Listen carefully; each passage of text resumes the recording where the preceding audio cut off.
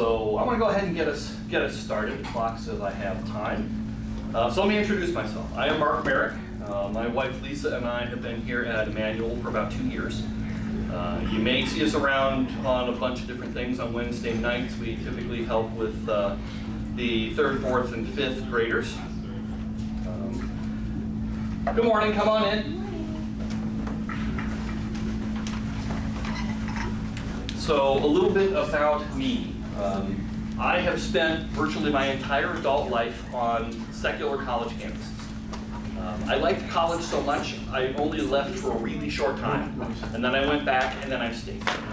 So I did a bachelor's and master's degree. I practiced in my field for a couple of years, went back and got my PhD, and from there I have been continuously employed as a college professor since 1997. So been doing that quite a bit. And in addition to being a professor, I've moved up. I've been a department chair. I've been a dean.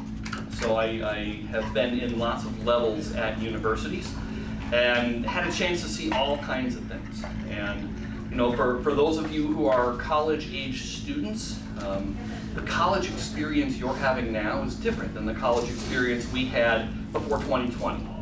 And even that experience around 2020 is different than the experience we had in the 80s and in the 90s. So it's been an ongoing transformation, and we'll jump into a little bit of that stuff. So one of the very first things you ever get when you have an academic presenting at a conference is a disclaimer slide.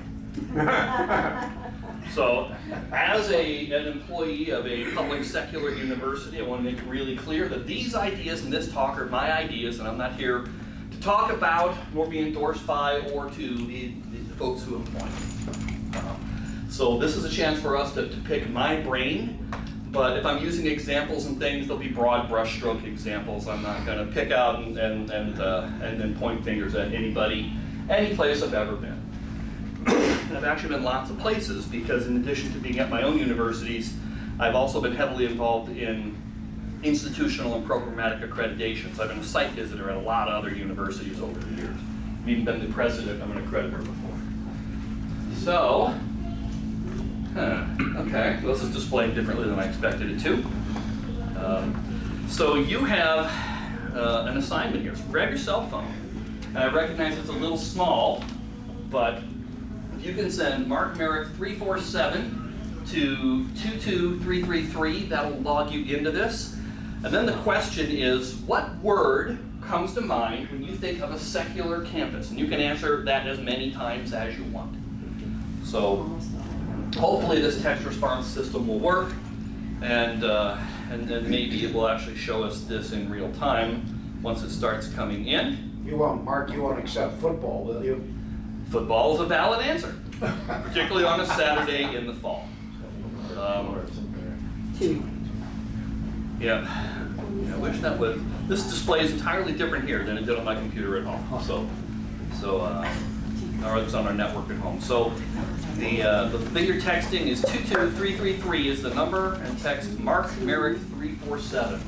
That should log you into the response system, and then you can start pinging in one-word answers, and this should start populating a word cloud for us.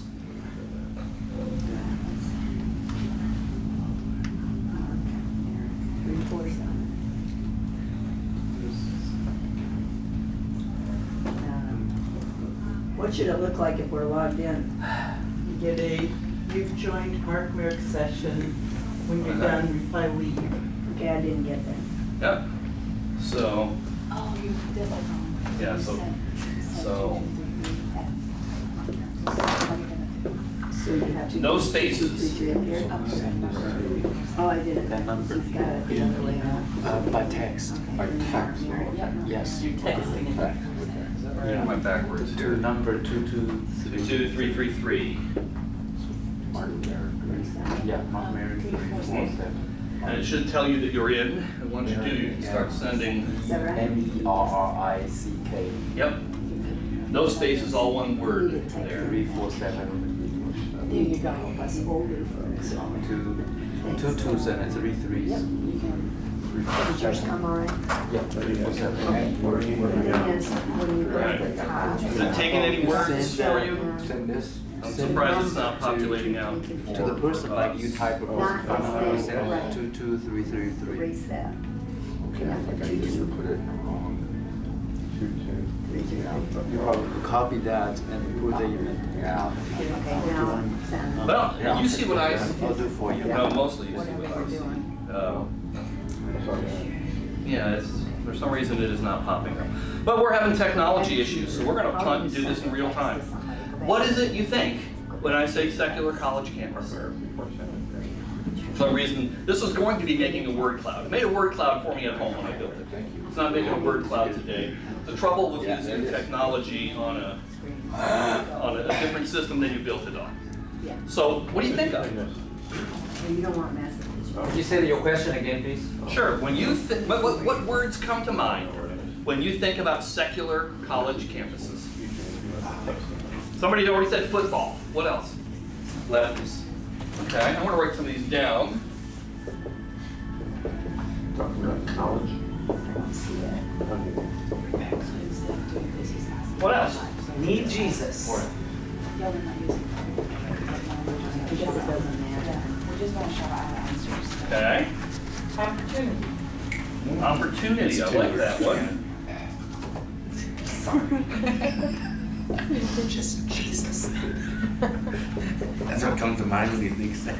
No. Get rid of that because it's not working for us today. Anything else? Study. Ah. Study to the third power. Gotcha. Indoctrination. Ah, there you go.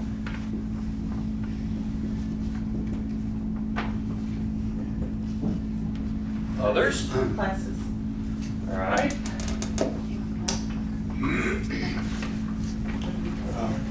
Go ahead. From an older perspective, a dilution of, the real academic material. There you go.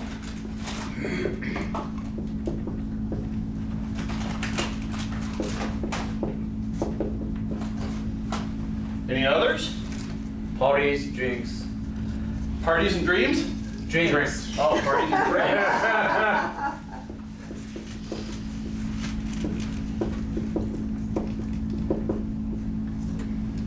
Lifelong friendships.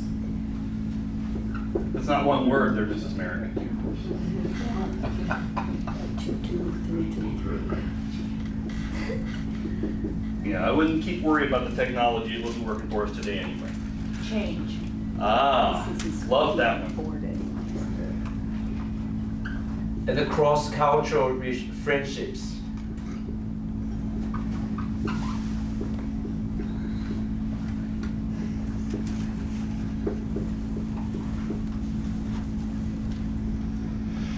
How would you say controlled or government controlled? Okay. Expensive. Bingo.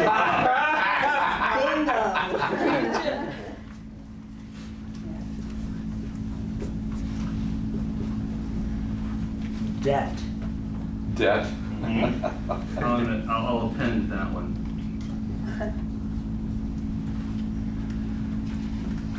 So here's a question for you. Why do we think these things? Where do we get these ideas from about what we're going to do and experience and think about college? Some of them are based on our own experiences. You know, I heard things like cross-cultural friendships, which I think is really valuable to Leo.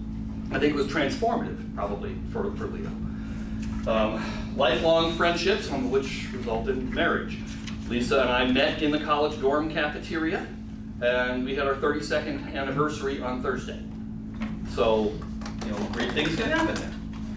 A lot of change happens, but some of these things are not positive. You know, leftists, controlled by government, debt, indoctrination, parties, drinking, deluded academics. Where do we get those ideas from? In some cases, we've experienced them firsthand. In some cases, they are images and ideas that are put in front of us about what you will see in higher education. And I would caution you to think, who puts those images in front of you? Where do you find them? You're finding them in social media quite a bit these days. You're also finding them in news media. And I'm really cautious about news media because when I grew up, there was a difference between the opinion section of the newspaper and the news section of the newspaper. There is no longer a difference. Those things are now married together. And all news, well, it's at maybe 1440, but almost all news is there to influence the way you think about something rather than simply sharing information with you. And that is true of the things that we see portrayed about us and the things that we portray to ourselves about other things. So always have a little bit of a filter there. So are we correct in what we think? The answer in almost every class I ever teach is it depends. Because that's the way the world works. There are very few black and white kind of issues. Every single thing on this board, absolutely true. Almost everything on this board also can be absolutely false. And it depends on the experience you have, the experience you seek, and the ways you manage that. So that's some of the things I want to get into here for us this morning. So as I walk us through this, we'll have a Q&A at the end, but please don't feel like you have to wait till the end when you have a question or a thought or something you want to share. We're a small group of friends. This is an intimate, dynamic kind of a group. Speak up, share your thoughts. We'll be richer for doing so. But I want to talk a little bit today about stereotypical beliefs that Christians have about secular universities. Also, we'll flip that on its head. And I'm going to share stereotypical beliefs secular university communities have about us as Christians. That slide should challenge you. It is intended to challenge you. It may offend you. Some of the things that I'll show you there, you may go, that's not us at all, and I'm really bothered by that. But the same as we had on that last slide, why do people believe that? And the reality is there's an element of truth in all of those things.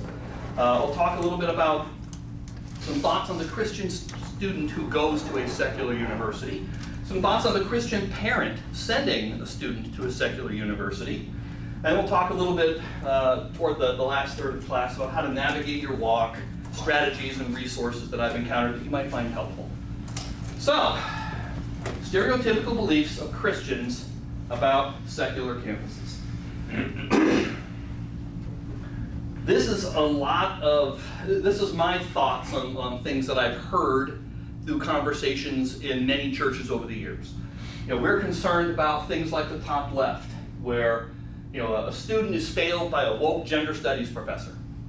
And we're concerned about as Christians, about being persecuted in a secular campus environment by people who think differently than us. Does that happen on college campuses? The answer is yes. Does it happen with the frequency that we portray it to in the media? I can tell you absolutely not. Part of my role as a dean is I'm the place where those complaints frequently wind up. They come to my office. And if I have one every other year, that's a lot, actually. I don't see these very often. And I'm in a college that has programs that are very social justice focused, for example.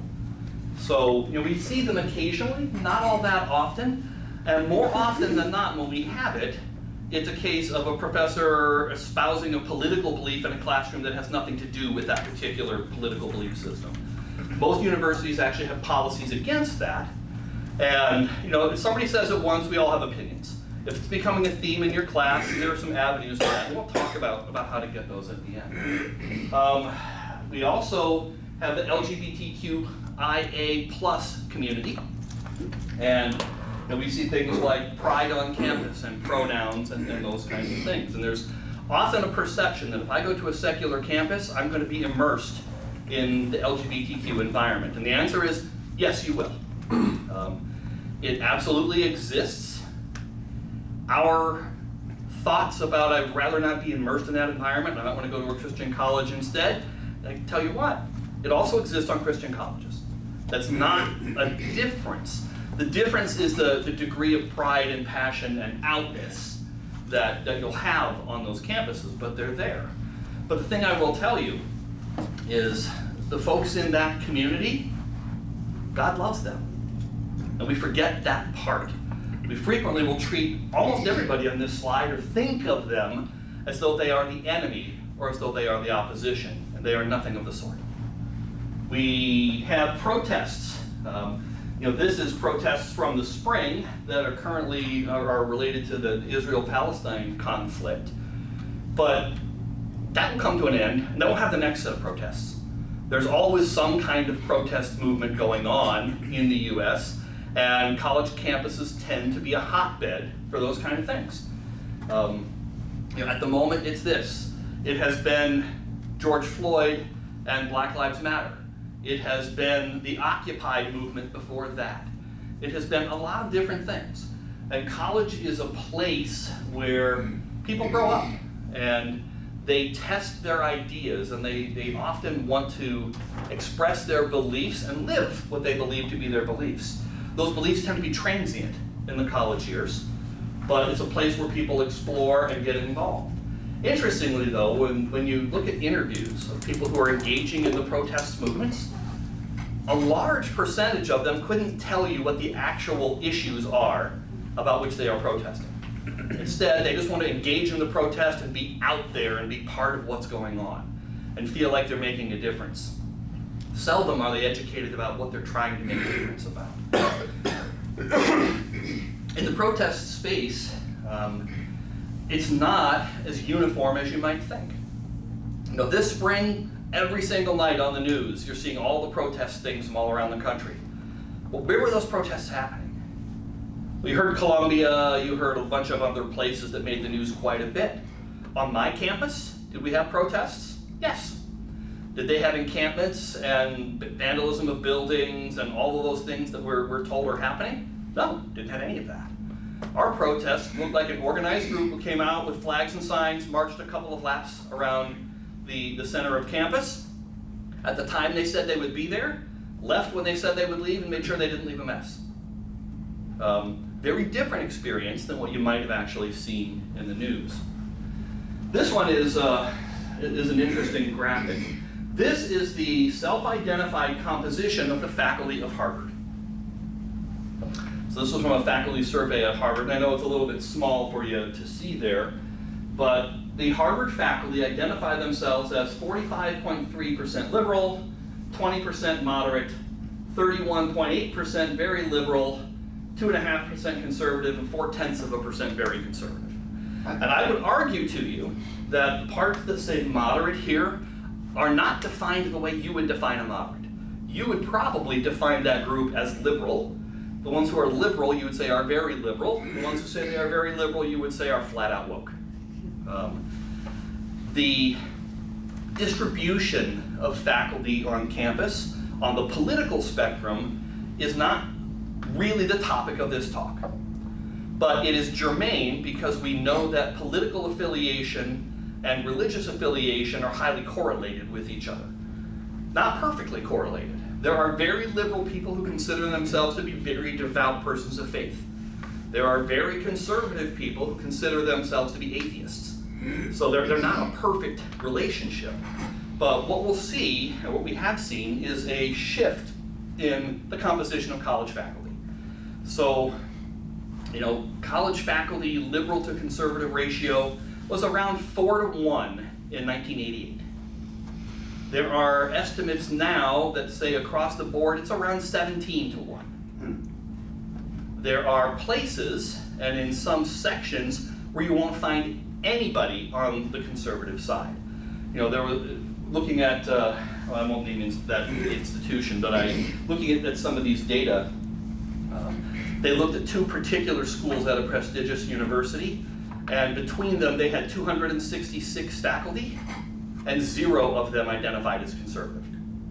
So every single viewpoint in every class in those topics was on just a single side of the political spectrum. So the indoctrination point here, is that intentional? Or is that an artifact of the environment that we're in? I would argue to you that when you come into an evangelical church like this one, and you listen to any of our pastors from the pulpit, you're going to get a mildly to more, sometimes more than mildly, right-of-center worldview expressed in the things there. Is that because we're trying to indoctrinate people with a conservative viewpoint? No, I think it's more an artifact of the environment of who's there. And one of the biggest difficulties about a secular campus is that it's full of secular people. And those secular people tend to gravitate to one political viewpoint. So you wind up with an echo chamber. You wind up with a group of faculty who all believe the same things and assume everybody else believes those same things in the same way. So they often would not identify their thoughts as being progressive or liberal. They would believe their thoughts to be mainstream. But they're ignoring a significant portion of the population who's not there, who thinks differently. So their grounding worldview about what is normal is based on the people with whom they interact, not unlike a church, just on the other side of that spectrum. The number of times I've talked with my peers in academic leadership or in faculty roles across multiple institutions, and they will make comments about just not understanding where Christians are coming from. How could their ideas be so far outside of the mainstream? Because the mainstream they see is talking to people just like them. And we are guilty of the very same things. We like to talk to people just like us, which is not helpful in sharing Christ's love. Other pieces that are on here, the drinking. The red Solo cup is ubiquitous with college campuses, particularly secular campuses, but not exclusively secular campuses. 25% of college students, I think it's 24% of college students, binge drink at least once weekly. And by binge drink, we're talking about more than 4 to 6 alcoholic beverages in a single setting. 1 in 4. By the time you get to a 4-year college degree, more than 70% of college students will have binge drank on at least one occasion. Some of them figure out that the next morning that this is something I'm never doing again. Some of them don't figure that out, and it becomes a regular part of their life, which is why Friday classes are so unpopular. Because we start drinking on Thursday and we quit drinking on Monday night, about 3 or 4 a.m. Then we do our homework that's due later that day. So, it is there. However, it's not everybody.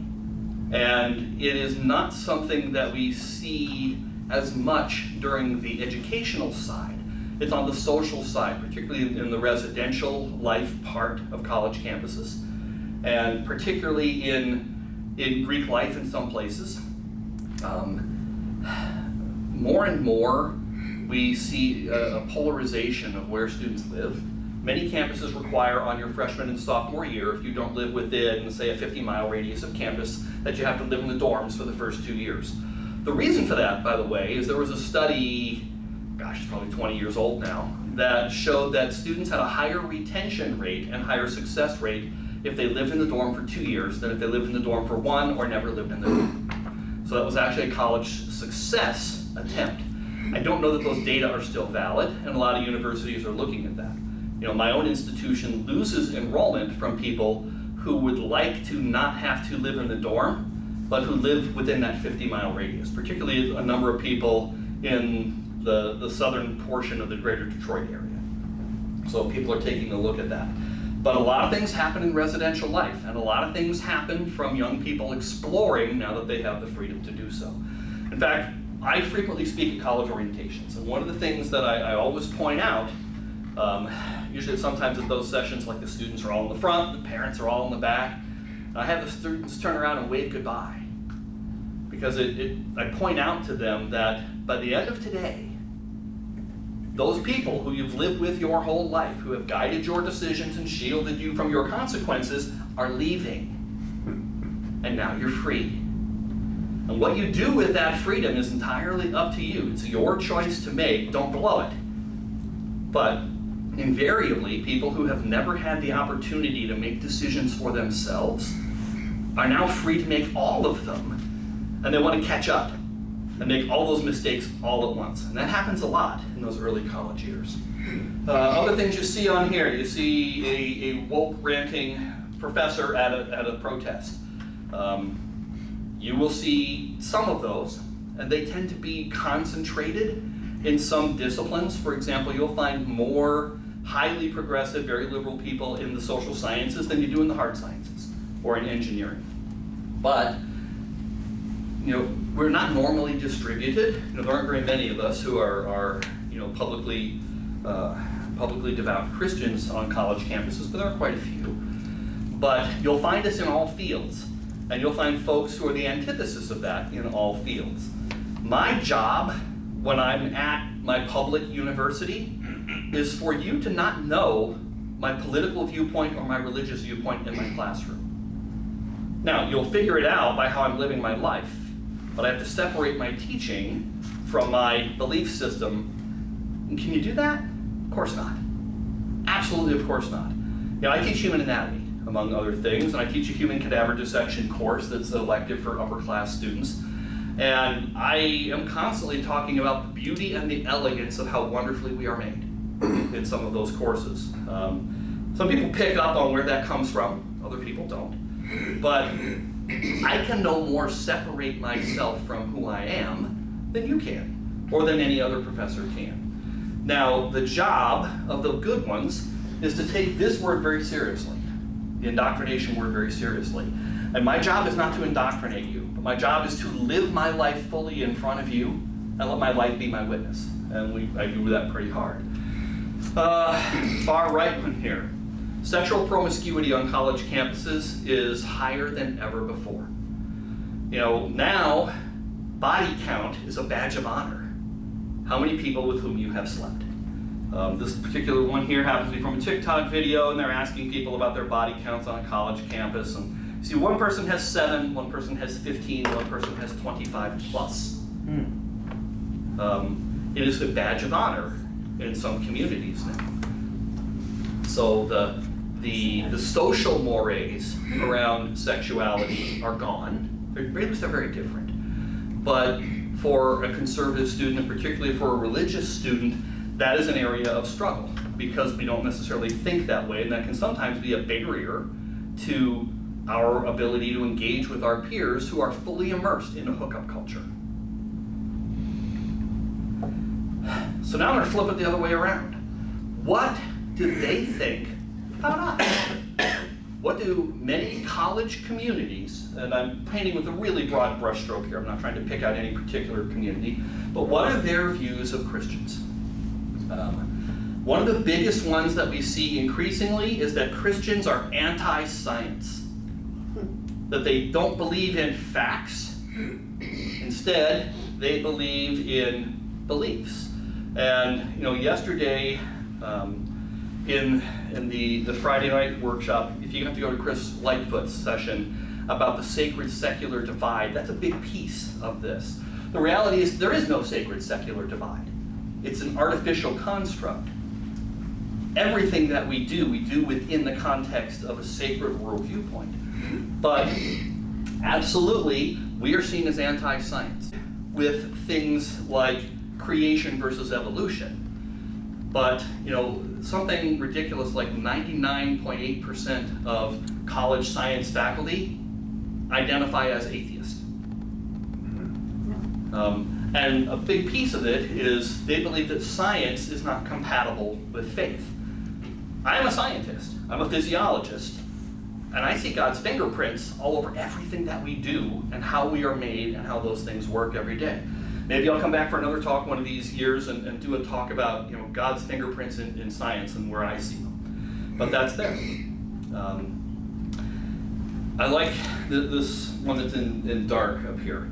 The most dangerous aspect of religion is its tendency to glorify the absurd and justify the abhorrent. That is a pervasive viewpoint on college campuses, that Christians believe things that couldn't possibly be true. How could Jesus possibly have risen from the dead? Don't be silly. How could the world have been made in 6 days? Don't be silly. We believe crazy things that make no sense in the context of some scientific structures and beliefs. But then we justify the abhorrent. And what is abhorrent today is a moving benchmark. The idea of the Crusades, and we will force you to become Christian or die, that sounds abhorrent. I think that that's a limited view of those, but the treatment that Christians sometimes project toward other groups looks abhorrent. When we see people who disagree profoundly with us and with whom we profoundly disagree, how do we interact with and treat them? Do we treat them with love and kindness and affection? Or do we treat them with disdain and spurn them and make them our enemy? You know, I guarantee at some point in your Christian walk, you've probably had a conversation or overheard a conversation with another Christian about something like the LGBTQ community. And those conversations typically are not rooted in love. They're rooted in, I can't understand why they're doing that, they're the enemy, and we have to fight what their agenda is. Not incorrect from a biblical world viewpoint. But our command isn't to hate them, our command is to love them and interact with them out of love. The word hypocrite comes up frequently about Christians. I love this quote.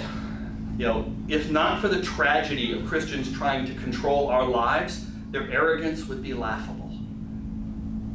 In a secular campus community, the idea that we know truth is unimaginable. We live in a post-truth world, and nowhere is a post-truth world more evident than on a college campus. Postmodernist philosophers in particular believe that there is no objective truth. And a lot of the things you hear now socially and politically on college campuses are rooted in some of that kind of work. Critical theory, for example, is rooted in some of that kind of work.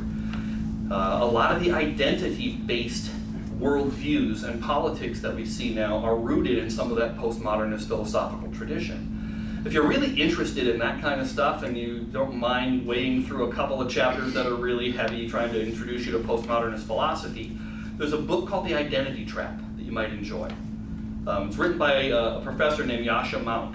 Yascha Mounk is a liberal philosopher who's is he at Hopkins? I think he's at Hopkins.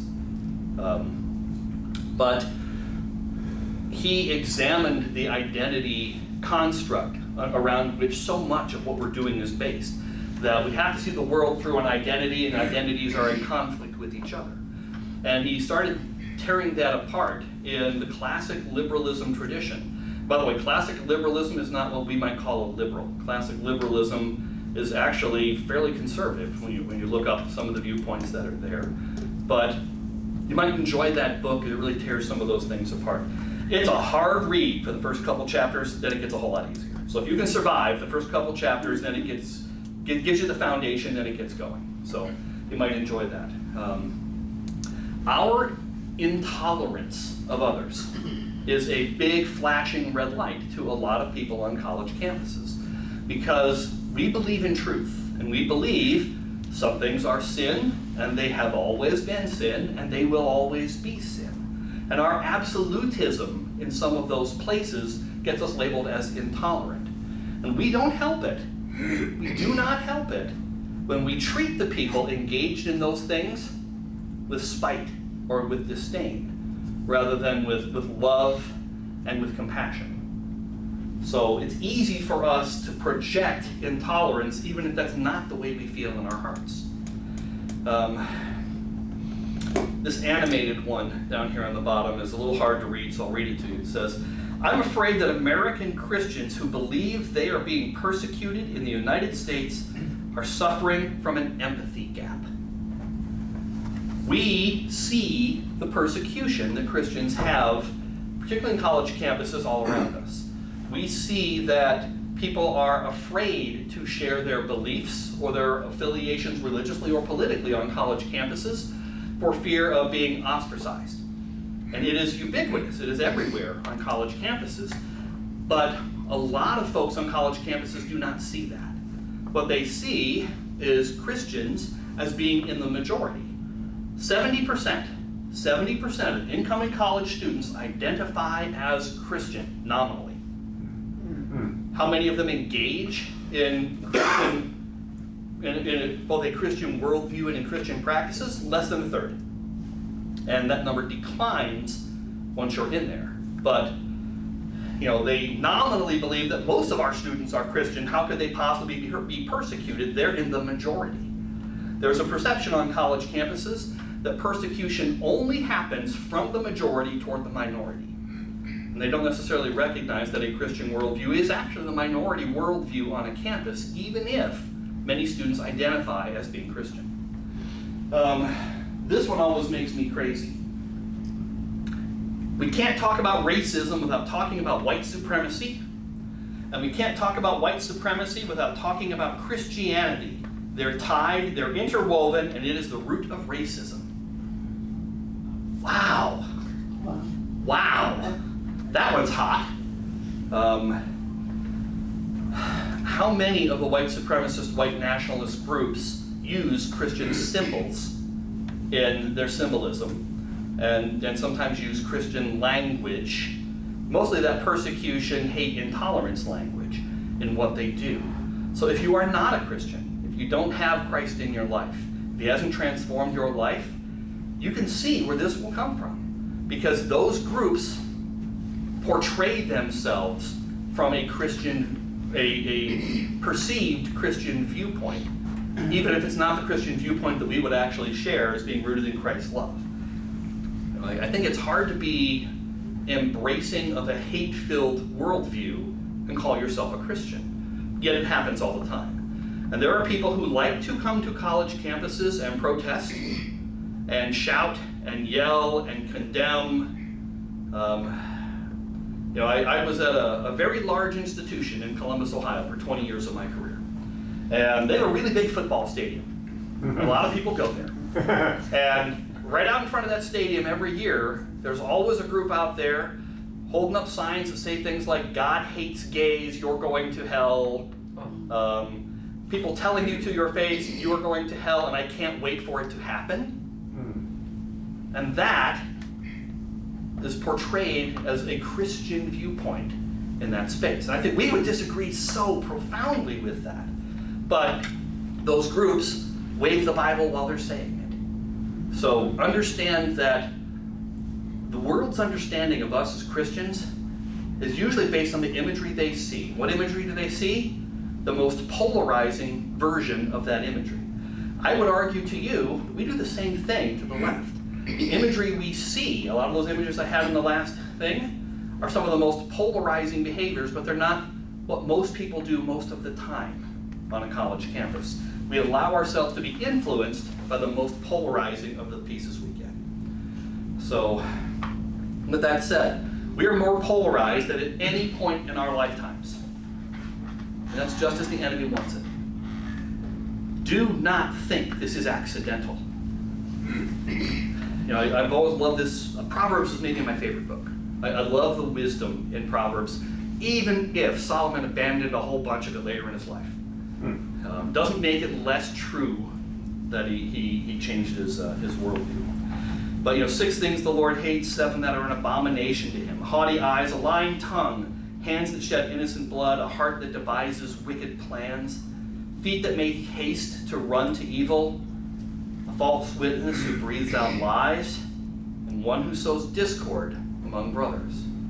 The more discord we have, the happier the enemy is, and the more he is succeeding. And he is winning in a lot of places. And college campuses are a place he has dug in and has made really good defensive lines or really good offensive lines.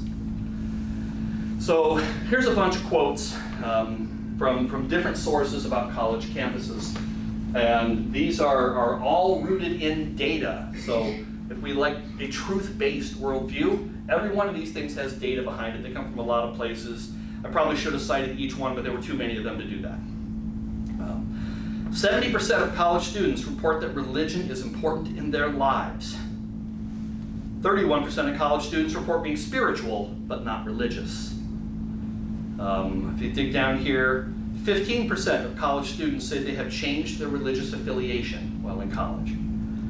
Percentage of students with no religious affiliation has tripled in the last 30 years, from 10% in 1986, right when I was about to go to college, to 31% in 2016, and that number is accelerating since 2016. 26% of college students say they were raised in a religion but are no longer affiliated with it.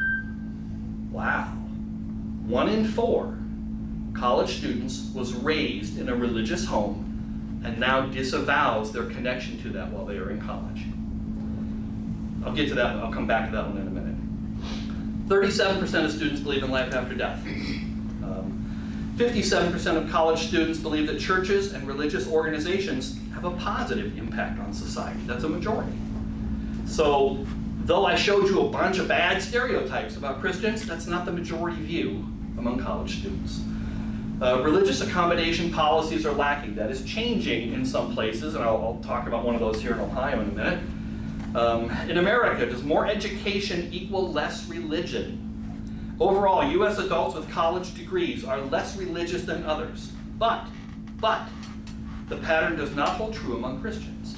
College graduates who identify as Christian tend to be more involved in their religious faith than non-college graduates who identify as Christian. So for those who are Christian, their college experience may have condensed, coalesced, refined their belief, and actually strengthened it. And that's a really important part of a college walk, for a Christian walk on a college campus. But overall, it tends to be lower. Among U.S. college students, religious attendance is at an all-time low. Fewer than a third now. It's about 31%. So a lot of stuff is going on there, which brings a ton of questions. So what does college do to your Christian walk? The answer is it does what you allow it to do.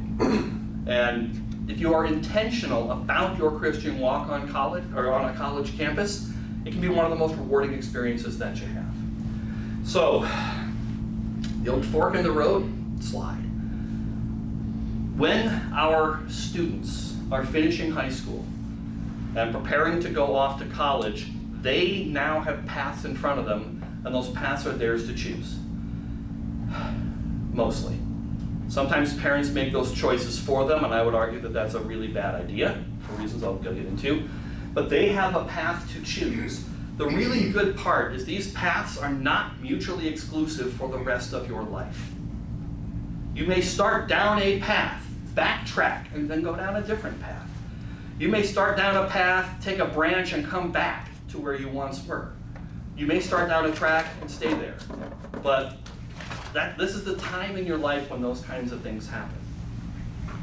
So, understanding that, why would a Christian student preparing to go to college consider going to a secular university when there are wonderful faith-based universities available? Like, for the same reason that though I am a person of faith, I've never worked at a faith-based university, even though my first job was actually at a nominally Catholic institution. A lot of times there's secular reasons. Cost. Public universities close to home are less expensive, and you can have less of this cost and debt thing. In fact, if you're willing to work part-time, live at home, and go to a public university, you can graduate with little or no debt. My own kids have been very successful in that. They had good counsel along the way, but you don't have to have $300,000 or $400,000 of debt to get a bachelor's degree. Can you have it? Absolutely. Go to a small, private, very expensive liberal arts college far from home and live life to the fullest while you're there, and you can rack up six-figure debt very easily. You can rack up six-figure debt in 1 year in some institutions, but you don't have to. And we hear about the debt piece in the news, but it's not always there. Location often has a lot to do with why someone goes somewhere. This is closer to home. I don't have to pay to live in the dorms. It's economically helpful. If something were to happen, I'm close to home. There was a campus shooting this week, a school shooting this week. You probably saw that in the news. It was the 45th school shooting of 2024. 45th. The world we live in now has different pressures than when I went to college. When I went to college, neither I nor my parents were worried about how would I escape if there was a crisis. Now, it's one of the first questions people ask. People want to make sure my kid can have their car on campus in their freshman year where they can get to it quickly in case they have to escape. That is a pervasive view in college admissions right now. It's a different world. Availability of programs. You know, a lot of public universities and secular universities have a larger portfolio of programmatic offerings that you might want to pursue. You might not be able to find the program you want at a small Christian college. Peer pressure. All my friends are going here. Opportunities, legacy, things like my family all went here. You know, I met my wife at the university that we went to. My daughter gained an affinity and decided to go there. My son is there now. My son-in-law went there. So our family has a tradition at this institution and it feels kind of comfortable. There also are spiritual reasons why you might choose a secular university as a Christian. And a bunch of these have to do with the Great Commission. You probably have seen this verse from Mark before, go into all the world and preach the gospel to every creature. We're commanded to do that. Related to that, you know, you are a light of the world. A city set on a hill cannot be hidden, nor do people light a lamp and put it under a basket, but on a stand. And it gives light to all the house. In the same way, let your light shine before others so that they may see your good works and give glory to your Father who is in heaven. Our job is to share the gospel. And it is very difficult for us to share the gospel with the people who need it most when we sequester ourselves with people who believe the same things we do. Now, is that a condemnation of Christian colleges? Absolutely not. Wonderful institutions. I have many good friends who teach there. It's the right environment for a lot of folks. But it limits your witness in that period of time, perhaps limiting your witness to the people who most need witness to in the whole world. Something to consider. There's also this piece. We've always we're familiar with the idea that we should be in the world but not of it. That doesn't actually appear in a verse. You know, this is John 17. And you know, this is the section where it talks about being in the world but not of the world. It doesn't say it in quite the way you probably always think. You know, I'm no longer in the world, but they are in the world. I'm coming to you. Holy Father, keep them in your name, which you have given me, that they might be one, even as we are one. While I was with them, I kept them in your name, which you have given me. I guarded them, and not one of them has been lost, except the son of destruction, that the scripture might be fulfilled. Here's the part that resonates with me. But now I'm coming to you, and these things I speak in the world, that they may have my joy fulfilled in themselves. I have given them your word, and the world has hated them, because they are not of the world, just as I am not of the world. Here's the really interesting part to me. I do not ask that you take them out of the world, but that you keep them safe from the evil one. Our job is to be in the world. Christ didn't ask God to take us out of it, but that he protect us while we're here. We have a job to do, and that job is to witness to others. They are not of this world, just as I am not of the world. Sanctify them in truth. Your word is truth. We have a commission requirement here. Now, does that mean I have to stand on campus and wave a Bible and put one in every single person's hand? Everybody's witness is different. And if that's what your calling is, God bless you. Your calling might be to befriend somebody who really needs it and show them that your life is different and get them to ask you why. So challenges, and I know I'm getting short on time here. I'm a professor, I can talk all day. What are some challenges a Christian student faces at a secular university? Some of these are mine, but I wouldn't pull the college student approach to this. I asked AI. So anything that has a little star on it is something AI suggested as a challenge. The ones without a star are mine. So whose faith is it anyways? Living a faith you choose for yourself instead of a faith imposed by your parents. This is the transition point where a child raised in the church and raised in a Christian home gets to wave goodbye and is now on their own.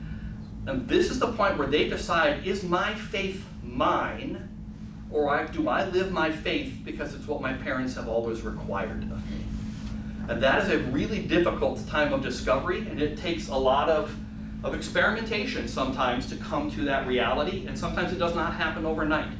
Sometimes it's short, in months. Often it's years, sometimes it's decades. Pearls before pigs. Matthew 7, 6 through 7. I never understood this verse when I was younger. Do not give dogs what is holy, and do not throw your pearls before pigs, lest they trample them underfoot and turn to attack you. Does that mean that people who do not believe like us are dogs or pigs? No, that's not the point. That's not what this metaphor is about. The point is a dog or a pig cannot understand things that are holy or valuable. Although my two dogs understand dog treats to be absolutely valuable. But the things that I value, the things that are holy and good and right, can't be understood without looking through the lens of the Holy Spirit in your life. And people who don't have that lens cannot understand sacred things in the way that you do. So if you want to condemn people for not having that view, you're probably misguided, because they can't understand in the way that you do until God acts in their life.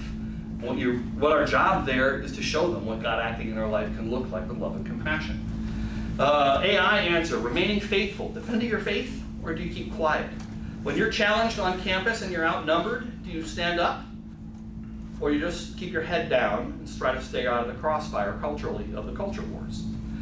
Discerning information. Can you sort out fact from opinion? Is what I'm hearing true? Does it match what I believe? The ability to discern those things is important. And if we need to teach our kids anything, if we prepare them to go to college, I would say it's this one. Because they're going to be told a lot of things. And, you know, what does the Bible say about Christ being accepted in his own town? The things you come to college with that your parents taught you, well, that was cute and that was quaint, but that was your parents, and now you're in the real world. And we're going to tell you some things. The ability to discern those things is important. Unbiblical messages. Secular universities and the world around us all the time is immersive in unbiblical culture that promotes sin as a normal. Everyone does this. This is what you do. It's normal. And it's going to offer many temptations. Our ability to recognize and discern that and do something about it is important. Religious conversations. There's a lot of opportunities on college campuses for religious conversations, and sometimes they result in difficult questions that our students may not feel prepared to answer. Typical 18-year-old college student is not well versed in deep theology. They're not well versed in the ability to defend their faith. We often have not taught them that. And they can and will be challenged, and sometimes they will be challenged with questions they're not ready to answer, and that can be intimidating. There's a lot of religious diversity. Culture of tolerance and acceptance on campuses for other religions is high.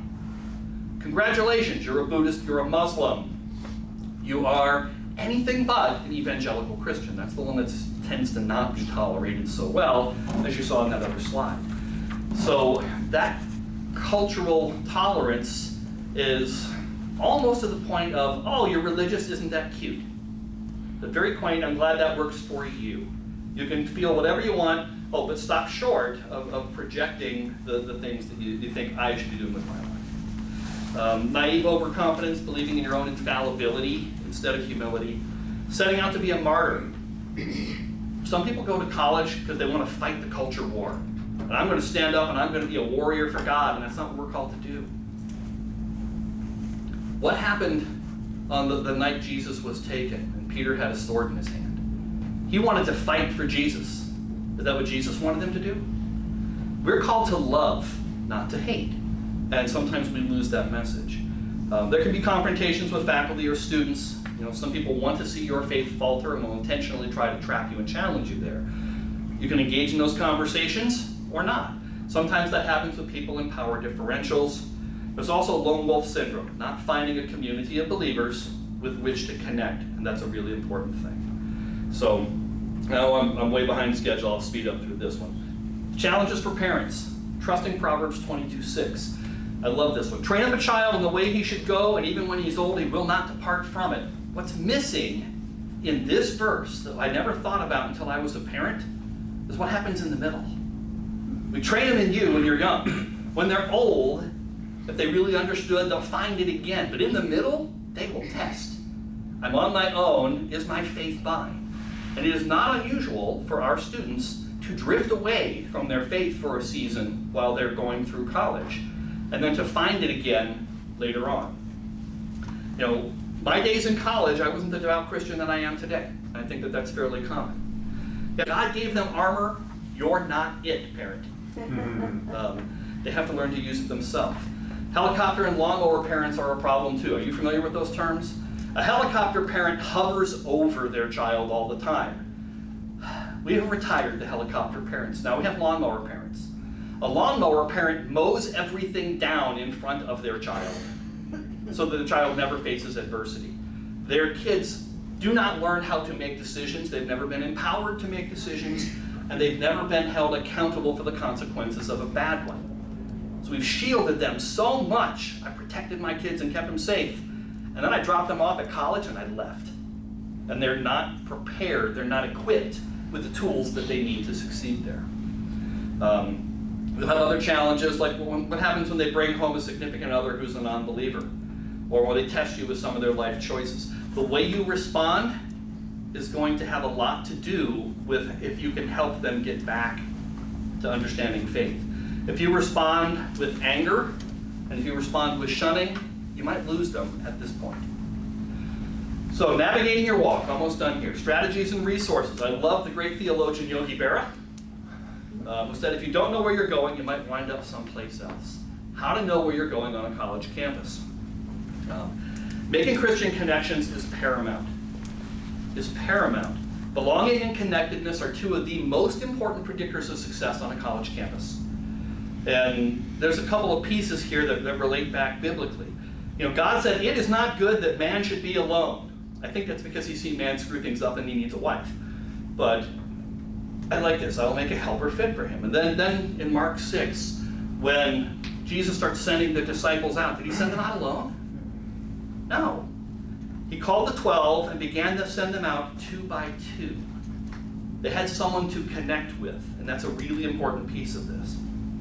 I also really, again, I love Proverbs. Whoever walks with the wise becomes wise, and the companion of fools will suffer harm. Make your choices wisely. There are lots of places you can connect on campus, and I'm not endorsing any particular one. These are a few that are fairly common across a lot of college campuses.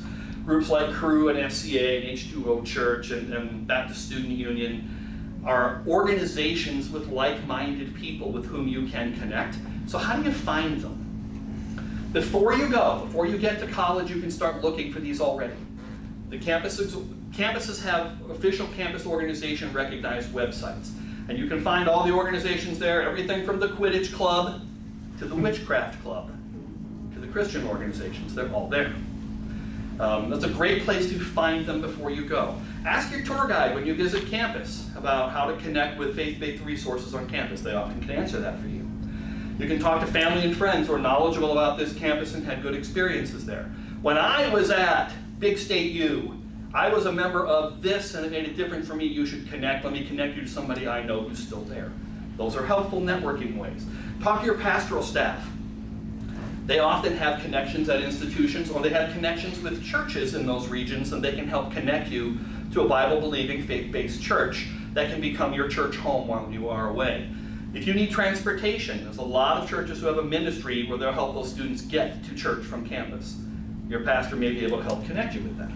When you get on campus, there are Welcome Week events that are going on. Participate in those. Most of the faith-based organizations will be out there with a table, with a tent, and you can find them and connect that way. The campus involvement fair is typically a part of those. Activity bulletin boards, both virtual and physical, will have things like Bible studies that you might be able to find. Dorm-based Bible studies can be a really valuable access for this as well. There's also when things go wrong, and when you feel like you're on your own, and you feel like you're being persecuted or discriminated against, there are things on your side you need to know about. So there are laws. The First Amendment, which we all know protects freedom of speech, but it also protects freedom of religion and freedom of association. That applies at every public university everywhere. Does it apply at privates? Not in the same way. Sometimes we mistake that. Title VII of the Civil Rights Act, you may not know, but that's the part that says we can't discriminate based on religion, among other things. Those are the law of the land at every public institution in the country. There are also sometimes state-based laws that are specific. In Ohio, we just passed a couple years ago the Ohio Testing Your Faith Act, which says that you can get 3 days off from classes for religious holidays. So if you have an exam that's coming up and it's being offered on Christmas Day, we don't typically have exams on Christmas Day, but we have exams during Ramadan. We have exams during other holidays. Persons of faith can notify their professor, this is a religious holiday, I'm observant, and they have to move your assignment off of those days. That is the law in the state of Ohio. There's also, for those of you who are in medical areas, there's a conscientious objector clause in Ohio law that says on a procedure by procedure basis, I can decline to participate based on my faith or my conscience. I am aware of a situation where a student was told, if you can't facilitate an abortion for a client, you can't be a student in this program. And the law says differently. There's some pieces to that law about what you do. It's about making referral to other competent practitioners and some of those things. But there's law on your side, and yes, it applies to students. And it's actually written into that law. Universities also have policies against discrimination and harassment. They're a variable strength and variable commitment of the university. So look on your university's website, the DEI office. Oh gosh, that's heretical to say in church. The DEI office, well, guess what? Religious diversity is part of university diversity. And sometimes you will find these resources on those websites. There are usually reporting mechanisms as well. So where do you turn? It depends on the context and what you need. And I'm a little bit over here. It can be a professor, it can be an advisor, an RA, a campus office. And generally figure out what the situation is, figure out a pathway. So class-related situations, the best place to start is with the professor. And the best way to do that is not to stand up and engage in hostile banter in the middle of a class with your professor.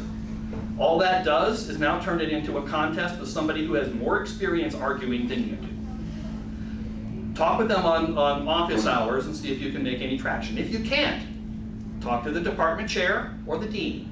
They have an obligation to help you in those situations. These kind of complaints sometimes come directly to my office in the first time. Sometimes people go straight to the president's office. That's your last resort. Don't start there. Because when it goes to the president's office, all they do is send it over to the dean, and I send it over to the chair, and then the chair talks to the professor. So start at the lowest level that you can, but there are also offices to help you. So there are lots of places. Universities often have a website where you can report discrimination, and they have to follow up on it. So those are there. Look for them. Look for university policies. Sometimes there are outside groups like FIRE. FIRE is a free speech organization, and Christian speech is one of the speeches that they work to defend. There's plenty of other organizations. Sometimes you may want to seek legal counsel on your own. So there's a lot of stuff there. With that said, I am long, but I'm happy to answer any questions that you have. It feels just like when I'm teaching class. Yes, sir. In some cases, would it be wise to choose a president from a non-academic background? Happens increasingly frequently. We have an interim president at my current institution who is a non-academic, for example. But a lot of institutions are doing that, and not just in the state of Florida. There is an increasing understanding that college is a business. It is. And we have to run it like a business. It has to be solvent to be able to work. And sometimes those of us who are deeply rooted in academia can't sacrifice the academic purity for the operational functionality. So you're seeing an increasing trend there. Some succeed, some don't. But it's not going away. It's probably going to increase because everyone that succeeds, the board of trustees somewhere else sees that and goes, oh, they're actually operating us in a more efficient way. Maybe we ought to think that way. Frequently, the president becomes the operations person and the provost becomes the keeper of the academic mission. They don't both have to be academics. I'd be concerned at an institution who didn't have an academic in one of those two roles, but it doesn't have to be both. Well, the reason I asked that question is because of the performance of the basically East Coast presidents of universities who incredibly failed in their obligation to run the university. Yeah, they mistook their worldview for their operational need. And you know, I showed you the demographics of Harvard's faculty. The elite East Coast institutions tend to be more liberal than the typical institution nationally, and increasingly they tend to hire the most visible type of person of that viewpoint into some of those roles. And yeah, it hasn't always gone well. I think you're about to see a pendulum swing, and that's fueling some of the conversations at other places about hiring non-academics. I'd be really careful, though, to pigeon academic and non-academic as absolutes, because there are plenty of academic presidents who are really good operational managers and good competent leaders. There's also been cases of non-academics leading universities who it doesn't go well, and because they don't understand the mission of the institution. You know, anybody remember Don Pablo's? I loved Don Pablo's Mexican restaurants in the 90s. Well, they're all gone because they let the accountants run them, and same thing with Chi-Chi's. It ended their quality and kept their costs low, and people quit coming because they weren't as good anymore. That's the danger of having a non-academic sometimes run an institution. Other questions about? Yeah? Thank you for sharing to begin with. What are some action steps that you would suggest as a college student to keep walking, you know, firmly in your faith, but at the same time with the feel that, for example, I'm going into mental health counseling, and so how do you bridge that and, you know, still being able to walk your faith and to perform well and whatever God has given I think the first step is know what you believe and why. It helps to be firm in your faith. If you are seeking and exploring, it will make this exponentially more difficult. Connecting with other Christians is a key step to that, because you can hold each other accountable. You can give each other an opportunity to vent and share your struggles, pray together. I think that is absolutely paramount. But when you find things that run contrary to your faith, that's where that discernment piece helps, and seeking out some wisdom and guidance there with either a peer or a pastor, in some cases a trusted professor, can be pieces there. The biggest thing is you're not on your own. We're never on our own. We always have Christ with us, but Christ has also equipped us with other people who can help us on our journey. Lean on them. That's probably the best advice I can give. Other questions? I know we're long here. We've got a break until 10:30, so I can stay here the whole time. If not, you are free to go get a drink and get snacks and all the things you need. Hope you found this interesting. Yes, sir. Were you satisfied with yes, okay, so the majority of the moral formation for your children is your responsibility. Are you satisfied with the rigor within church systems in the preparation of our children? That's a big question. I think the primary responsibility for that lies with the parent. Yes, but beyond that, I think the strict... Because one of the criticisms you did not bring up, Mhm. maybe as an explanation to the lack of conservatives within academic circles, is that we're perceived as not being as academically Correct. rigorous. And one of the criticisms about why we lost Harvard, Yale, and Princeton's, they were ours. They were. Now, Pastor Duke offered a separate explanation, Mhm. but one of the criticisms that's been observed is that we lost them because of intellectual laziness. Yeah. So do you think that we are adequately rigorous in our approach to our children before they come to college within the church setting, beyond what the responsibility is of parents? You have Or a could thought we there? do something better? One of the things, our kids went to public schools. I've spent a little bit of time teaching in a private Christian school, and seeing our kids actually in public school having to make the choice when they could come home and say, hey, Mom, Dad, what's this? How's this? Being there to support them as they're facing challenges early. One of the coolest experiences was our daughter, who thankfully was very, very strong in her faith. Strong or stubborn? Because I have one that is stubbornly skeptical, and I had more confidence with her in the university system Yes. than some of my other daughters. Well, Fair.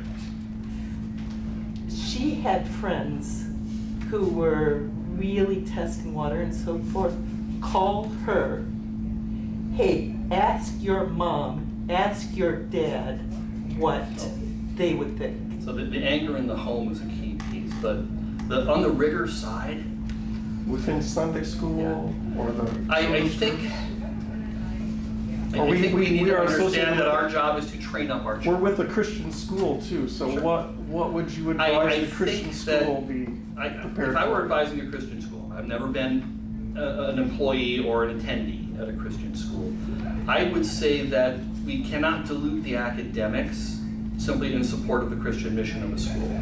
I think it has to be just as rigorous, perhaps more so, Absolutely. from an academic perspective, but I also think it needs to have a very functional, structured approach to what you believe, why you believe it, and how to defend your faith. I think all those things need to be there to be a really good one. I have seen some Christian schools who do amazing jobs of that. I've also seen Christian schools who deeply dilute the academic content in an effort to shield their children from the outside world. And then when those children graduate from those schools, they're not prepared to live in it. I think your childhood and your Christian education works a lot like the immune system.